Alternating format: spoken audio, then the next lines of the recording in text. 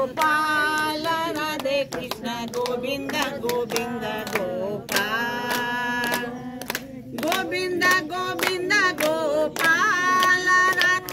गोविंद गोविंद गोपाल श्याम कृष्ण गोविंद गोविंद गोपाल श्याम कृष्ण गोविंद गोविंद गोपाल गोपाल राधे गोविंद गोविंद गोपाल श्याम कृष्ण गोविंद गोविंद गोपाल गोपाल श्री गोपाल कृष्ण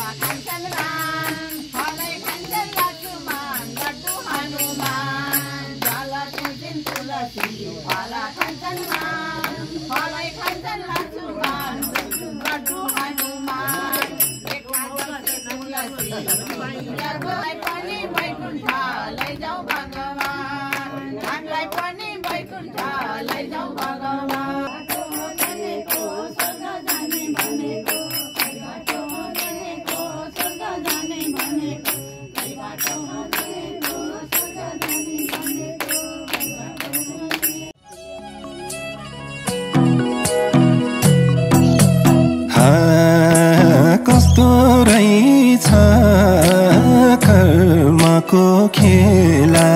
साथी सँगी कहाँ होलान् यो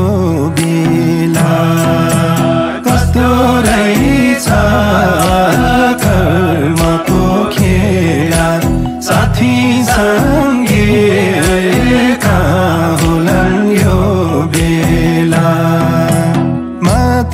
डाँडाइमा पानी पर्न लागेको छ उही पुरानो दिनको झल्को आएको छ माथि डाँडाइमा पानी पर्न लागेको छ उही पुरानो दिनको झल्को आएको छ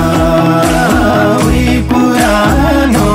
दिनको झल्को आएको छ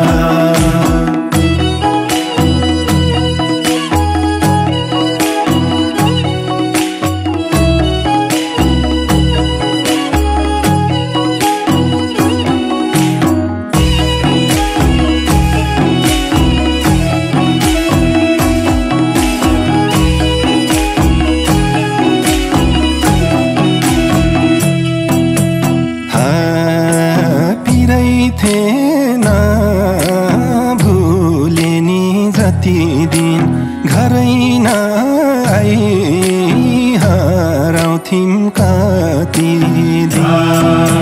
पिरै थिएन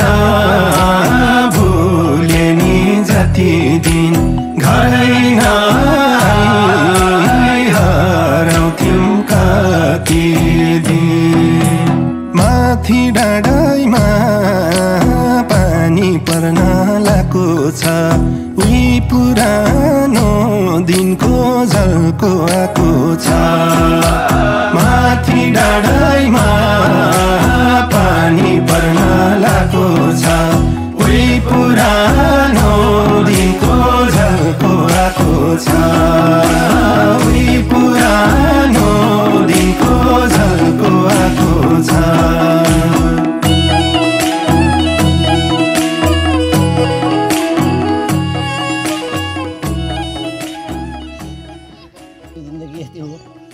जाइन्छ छोराछोरी भएको बेलामा छोराछोरीले हामीलाई बोलाए हामी आयौँ नेपाल बस्ने मान्छे नेपालमा हामी बसोबास गर्दाखेरि कोही मेचीदेखि महाकालीसम्म बसोबास गर्ने मान्छे हामी यहाँ हौँ तर नेपालमा चिन्जना आउँदा पनि यहाँ चिन्जना भयो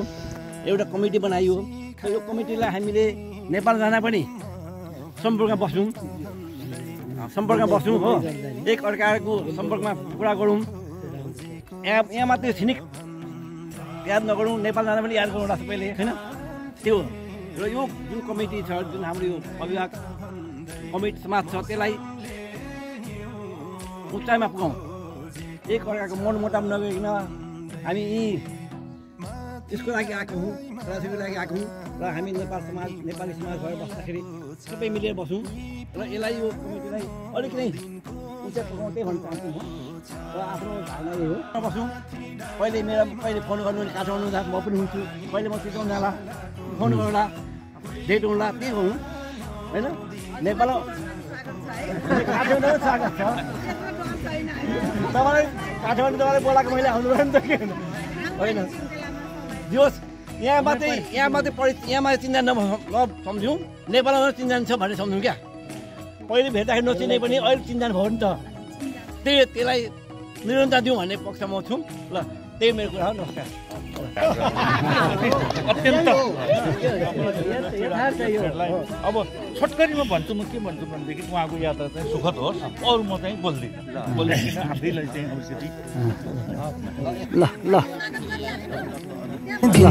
थिएन कम खाएको लास्ट भन्दै खुकुरी रम खाएको हामी भेट्दा दिन्थेन कम खाएको लास्ट भन्दै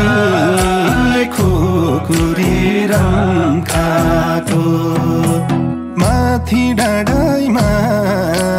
पानी पर्न लागेको छ उही पुरानो दिनको झल्को आएको छ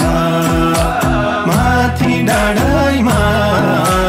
पानी पर्न लागेको छ उही पुरानो दिनको झल्को आएको छ उही पुरानो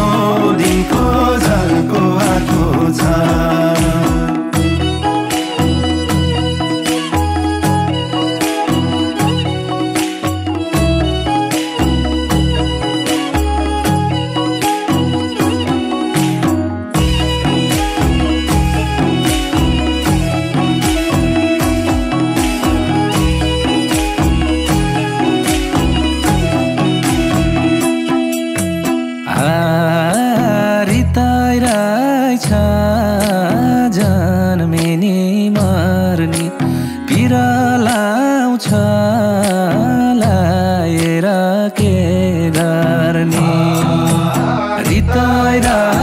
मा